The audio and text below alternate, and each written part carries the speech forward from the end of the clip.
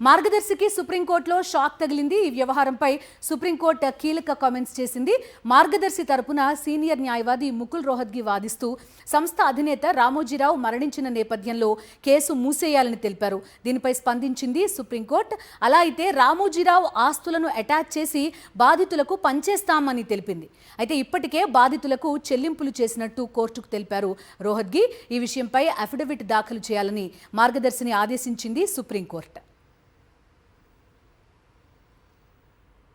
రామోజీరావు చనిపోయిన నేపథ్యంలో case maintainable కాదని మార్గదర్శి ఇటీవల హైకోర్టుని ఆశ్రయించగా తెలంగాణ హైకోర్టు ఎఫ్ఐఆర్ని రద్దు చేసింది. దీంతో హైకోర్టు తీర్పును సవాల్ చేస్తూ సుప్రీంకోర్టులో పిటిషన్ దాఖలు చేశారు ఉండవల్లి అరుణ్ కుమార్. తాజాగా దీనిపై విచారణ జరిపిన supreme court reserve bank of India, Andhra Pradesh, Telangana ప్రభుత్వాలకు అలాగే సంబంధిత వ్యక్తులకు నోటీసులు జారీ చేసింది. తదుపరి విచారణను వాయిదా వేసింది.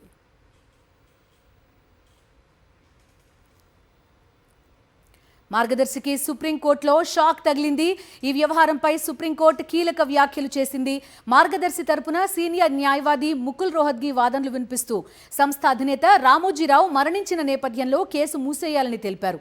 దీనిపై స్పందించిన సుప్రీంకోర్టు అలా అయితే రామోజీరావు ఆస్తులని అటాచ్ చేసి బాధితులకు పంచేస్తామని తెలిపింది.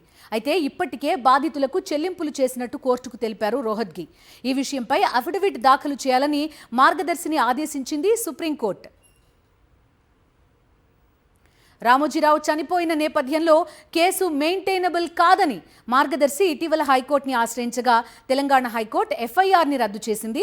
దీంతో హైకోర్టు తీర్పును సవాల్ చేస్తూ సుప్రీంకోర్టులో పిటిషన్ దాఖలు చేశారు ఉండవల్లి అరుణ్ కుమార్. తాజాగా దీనిపై విచారణ జరిపిన supreme court reserve bank of India, Andhra Pradesh, Telangana ప్రభుత్వాలకు అలాగే సంబంధిత వ్యక్తులకు నోటీసులు జారీ చేసింది.